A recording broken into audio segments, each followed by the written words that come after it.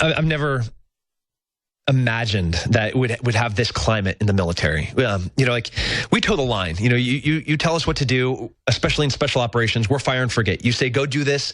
We're going to go do it better than you would have, imagined it to be possible. And we're going to stay quiet about it. Like our motto is the quiet professionals. This is not the culture of special operations to go in front and say, no, this was not right. We shouldn't have done this. No, that's stupid. You're going to get soldiers killed. No, we shouldn't have women here. Like, that is not the culture of special operations. But the fact that we are coming out and saying that really demonstrates that there's a gigantic problem. Well, stick around. Joe Biggs is filing a report from South Carolina ahead of the Republican debate. And then I'll be joined here live with David Knight and Jakari Jackson, bringing you our live debate coverage and analysis.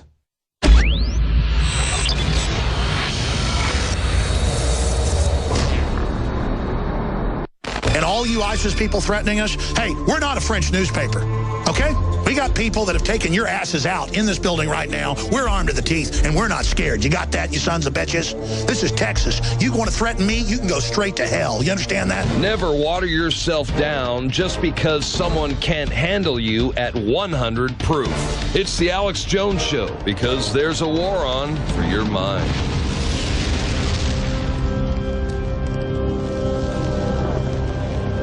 Another GOP debate is upon us. When you had the World Trade Center go, people were put into planes that were friends, family, and they were sent back. They knew what was going on. They went home and they wanted to watch their boyfriends on television. Who else would come back like that at the Bushes and the Clintons calling them criminals? And this the is Saudis. amazing. Guys, go back to your live feeds. You see, we don't have rights in America. Only the people who are outside of this country have a right. The only right that anybody has is to come live in America, presumably to live off of us if that's what they choose. They can come live off of us. They can come create war in our country. That's their right. But people in America don't have rights. The first and most important priority of the President of the United States is to protect the safety and security of Americans. No, it isn't. You're disqualified. You have an oath to the Constitution, and the oath to the Constitution says, and the Declaration of Independence says, you are created to protect our freedoms. Right. Not to keep us safe. They didn't want safety. They wouldn't have rebelled against the strongest government in the world if their first priority was safety. Their first priority was liberty. They created a government to protect that. I'm sick of these people. If we want to defend the country, we have to defend against who's are coming in. And Marco has more of an allegiance to Chuck Schumer and to the liberals than he does to conservative policy. Do you really think that Republicans have fueled the rise of ISIS? Yeah, where's she been? Who is she? The allies of ISIS, the Islamic rebels against Assad, that we created a safe space or made that space bigger for ISIS to grow. We know what's going on. We know these guys are running ISIS. And when they talk about shutting down freedom of speech, he just repeated the exact same stuff he said in his speech, even talking about how you don't refer to these people as masterminds. He knows precisely what he's saying. These are a bunch of Morlocks, and the American people are a bunch of Eloi. When they talk about serving America, you're on the menu. Join InfoWars January 14th, starting at 7 p.m. Central for another episode of Political Science Theater 3K.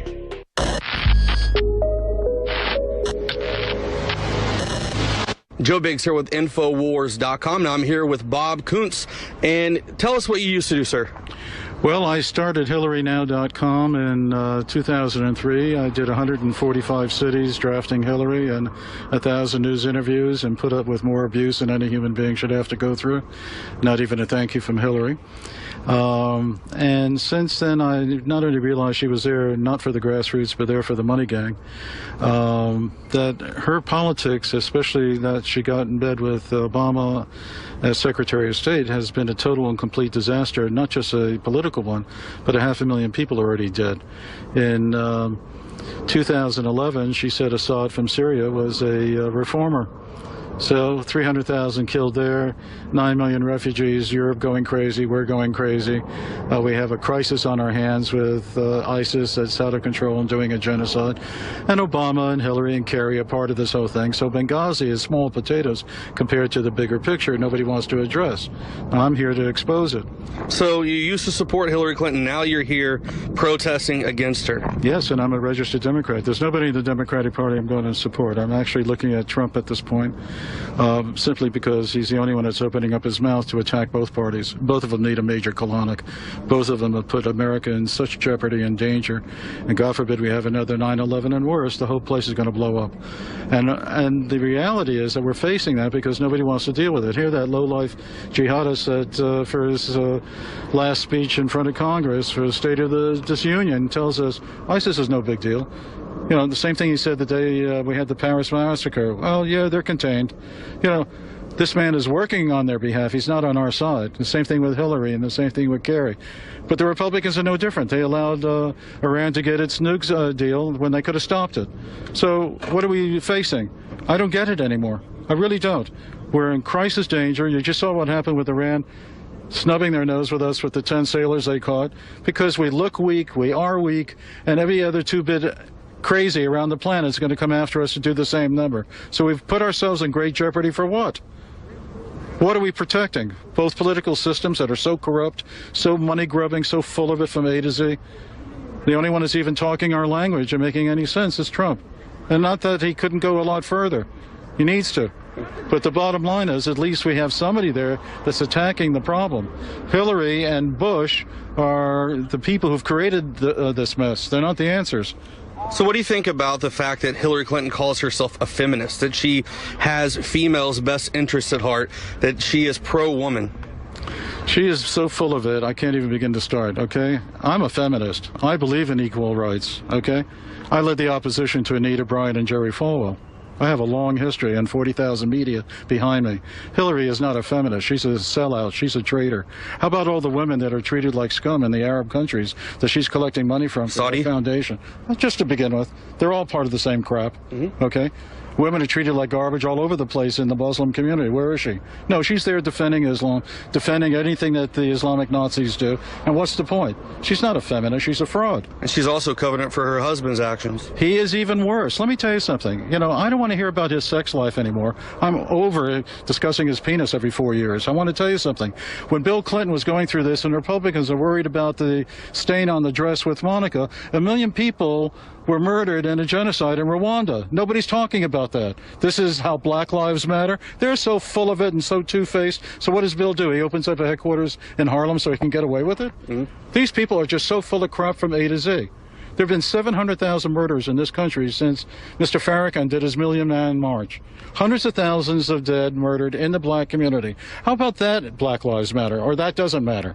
They're so full of it from A to Z, and I am up to here with all this political crap from both parties. It's outrageous that we're facing this insanity and danger because nobody will come to the front and speak the truth about what's happening, and Trump is the only one that's even close.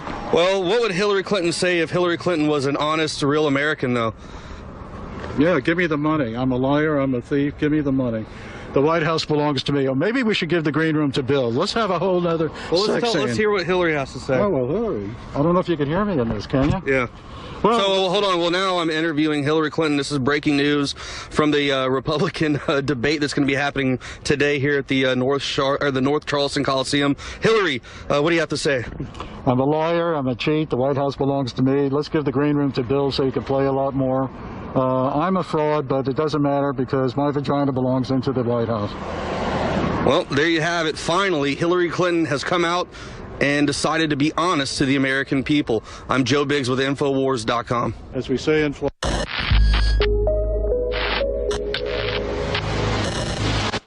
David Knight for INFOWARS.com. And, of course, we're going to have live coverage of the GOP debate tonight. In my opinion, this is going to be a gloves-off approach. I think the GOP establishment is going to come after Trump using his charges against Ted Cruz, saying that Ted Cruz isn't qualified to be president because he's not a natural-born citizen. And we had some interesting developments in this week. We had an article that was out by Lawrence Tribe. Lawrence Tribe was Ted Cruz's professor at Harvard. And he points out that Ted Cruz's interpretation of a natural-born citizen conflicts with original intent. Original intent meaning you go back, you look at the actual law, you look at the debates, you look at the commentaries that were happening at that time. He says that the kind of judge that Ted Cruz says he's going to appoint would say that Ted Cruz is not a natural-born citizen. Now, Lawrence Tribe says I believe, Lawrence Tribe says he believes in a living constitution, meaning that we just interpret it however we wish. We aren't really concerned with the original intent, the original language. For example, in the Second Amendment, the militia, we understand what the militia was. It was all able-bodied men from 16 to 60 at the time. And he points out that, in Lawrence Tribe's view of the world, that's the National Guard today. That's not the original intent. And so he says under that circumstances that Ted Cruz would not be qualified. Of course, there's been some other liberal legal scholars who have joined this debate this week. Interestingly enough, what they do is they carve out a position that would allow Barack Obama to be considered, most of them, but would reject Ted Cruz, meaning that if you're born in America on native soil, then you would be a natural-born citizen.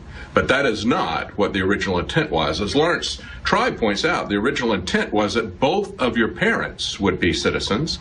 And he says, in addition to that, citizenship was conveyed through the father. So under that, Obama, with original intent, would not be qualified as a natural-born citizen. Neither, by the way, would Marco Rubio, Bobby Jindal, or Nikki Haley, who has been touted as a possible vice presidential candidate for the GOP establishment. And I find it very interesting, and this is why I think they're going to come after Donald Trump with this line of attack, because they had Nikki Haley give the response to Barack Obama, and she used that as an opportunity to attack Donald Trump for being anti-immigrant, saying she was very proud of the fact that she was an immigrant. She's the governor of South Carolina, where this debate is being held, and I can very easily see the GOP establishment coming in and saying, look, Donald Trump is so nativist, so xenophobic, that he would even exclude Ted Cruz. This is what's good about Donald Trump in the sense that he will bring up the uncomfortable issues. And on this issue, we should be paying very close attention to the fact that Ted Cruz wants to have it one way for himself while promising that if he's elected, he's going to appoint judges who will enforce original intent. I'm not so sure about that. Meanwhile, we have just surfacing today, the New York Times reporting that when Ted Cruz ran for Texas senator, he got a large sum of money from Goldman Sachs, where his wife works, at a very low interest rate. That was not reported on Federal Election Commission filings. It was $500,000. Now, Ted Cruz said at the time that he and his wife used all of their savings. The loan was made to them personally. There was no reason given for the loan that he got from Goldman Sachs and from another bank. They were both very low interest rate loans. They did not disclose that on the FEC filings. When that was brought up today, the Cruz campaign said that it was an inadvertent admission. So we'll see. I'm still concerned about his connections with Goldman Sachs. I believe that he's not qualified to be president or vice president. Neither is Nikki Haley, for that matter. Join us tonight for the debate. We'll be talking about this and other issues as they come up. But I believe that's going to be the line of attack against Donald Trump that the GOP establishment will use. Join us then.